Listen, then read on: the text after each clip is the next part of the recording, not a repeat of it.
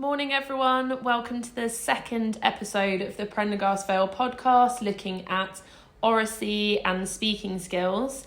Last episode we were looking at why developing our speaking skills and practicing this skill is so important, and this episode we are going to be looking at using standard English, and I am here today with Miss James, who is going to be answering our questions about the Speak Well, Write Well initiative and why we think using standard English in school is important. So, morning, Miss. Morning. So the first question that I was thinking about is, thinking back to the previous episode where we were talking about why developing speaking and a focus on oracy is so important, why for you did you want to start the Speak Well, Write Well initiative at Prendergast Vale? Yeah, good question. Thank you.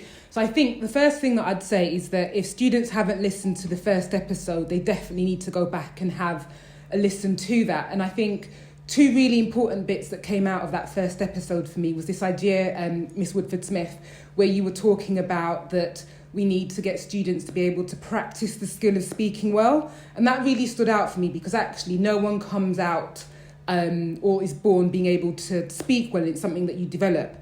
And then secondly, really, it's this idea about culture. And one of the culture that we want to develop in the school is very much one where students are able to articulate themselves well because they're confident. So I think for me, this idea about speak well, write well really kind of took birth really when I was talking to a young person in the playground, and they had used some slang to try and express to me something. And when I said to them, can you say that to me again? What's the word that you're actually trying to use in standard English? It took about a good 5 minutes for them with their friends to be able to find the word for me in standard English. And it really struck me that actually there you had an example of a young person not being able to do what I call code switching. So it's this idea that actually the language that you might speak with your friends and the words that you might use, you're able to switch that back then into standard English for the audience or the type of person that you're having a conversation with. So I think if I had to give two reasons why I think Speak Well, Write Well initiative is important. A, it's to be able to allow students to be able to speak well and to be able to articulate themselves in a way that they can be heard and they can be understood. But I think coupled to that end bit about speak well, it's about the writing. And the research shows that the way that you speak generally tends to be the way that you write. And obviously, at the end of your academic career, it is going to, unfortunately, depending on how you look at it, come down to you having to write an exam paper. And we want to make sure that the ideas and the knowledge that you have in your heads are able to be transferred on paper as seamlessly and as articulately as possible. So, and one of the key terms that you mentioned there is this idea of speaking in standard English. So I wondered if you could just elaborate for students kind of what that actually means and what that looks like in practice for them. Yes, that's a really interesting question because depending on who you have the conversation with and what country maybe someone is in, their definition of what standard English might be will vary. But if I just give you just a definition of standard English, so it's standard English that's used in a public or official communication and setting. And really that doesn't tell us anything about what standard English is, but it's the correct English that you're using for the setting that you find yourself in. So if I think about if I was having a conversation with my friend, it might be appropriate for me to say, like, what's up? Or I might say hi. But if I was talking to Mr. Kamiya, for example, the head teacher of the school and also my boss, I wouldn't say what's up. I'd be like, morning, Mr. Kamiya, or I might say good afternoon, depending on the time of day. So that idea about standard English, it's about using the correct English that's seen as being appropriate, not just for the context that you're in, that's also grammatically correct for the points that you're trying to convey. And it's probably important to say that the standard of English changes with time. So the ways that we would have probably spoken in the early 1900s is very much different to how we speak now because language evolves. But as young people, as you're developing this idea and this ability to be able to speak well, you do need to be thinking about actually, are the sentences and the way that I'm trying to express myself, is it grammatically correct?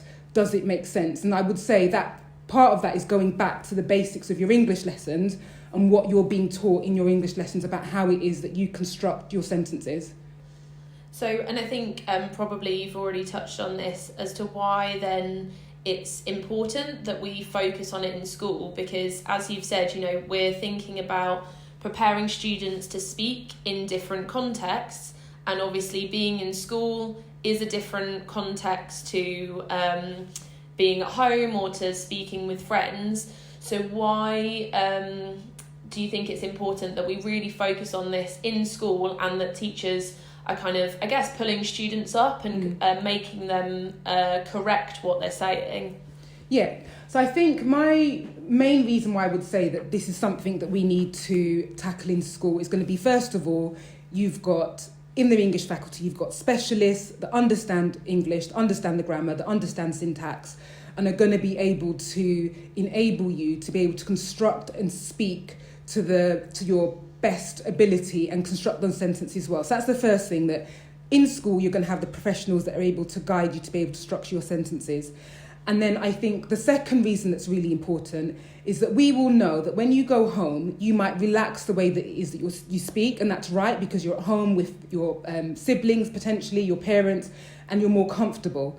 And so therefore, when you then come back into school, we need to make sure that you have a dedicated period of time where we are ensuring that you have a chance to be able to practice that good English, that standard English, and so that hopefully it stays in your long-term memory, so that you can then code switch, so that when you're at home, you can relax your language if you like, but then when you come back into school, when you're in a working environment, you know how it is that you can kind of code switch the way that you're speaking, so that you're able to convey your points in the best way possible. And again, I think it's also worth noting that the amount of time that you spend in school doesn't match the amount of time that you spend with your parents. So then it's important that in school we're really kind of dedicating that time that you're with us to make sure that we are, as Miss Woodford-Smith has said, correcting your English.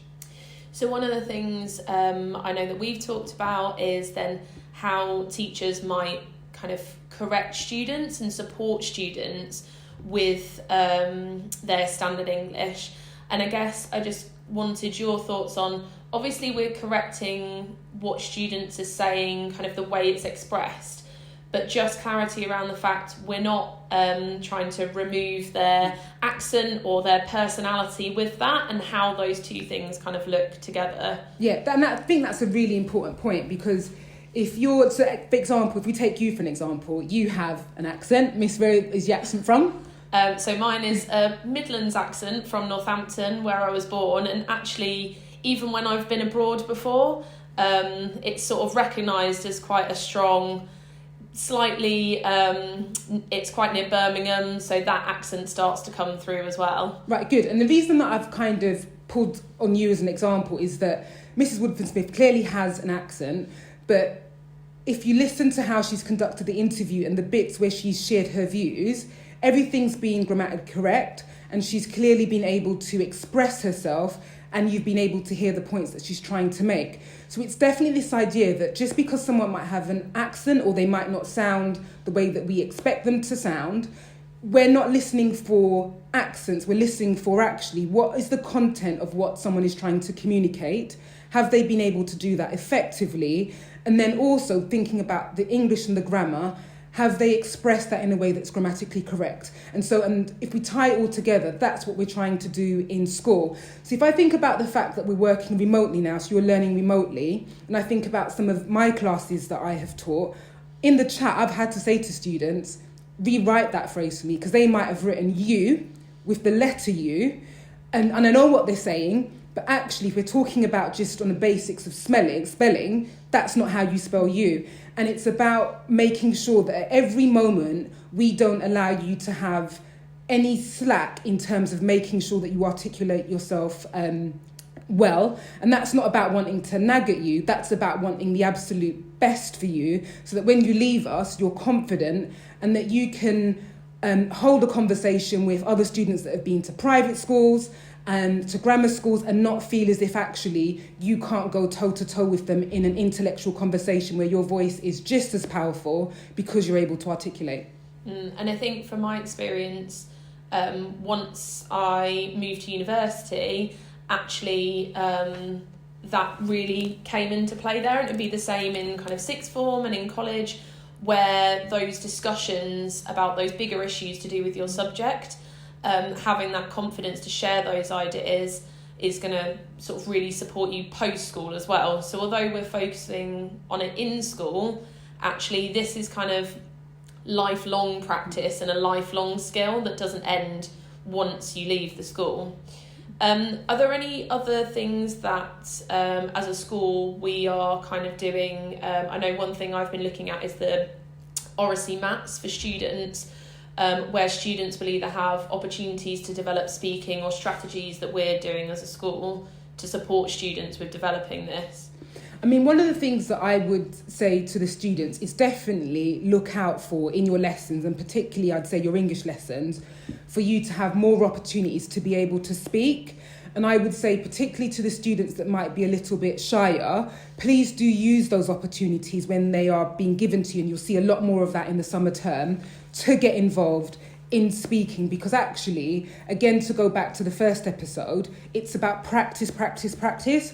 You get better at something the more that you do it, and that you will find that the more that you take the opportunities in lessons to be able to share your answers and to be able to, where given the opportunity, extend those answers and to develop longer sentences and responses to questions, it will build your confidence, but it will also give you an opportunity to be able to practice speaking well.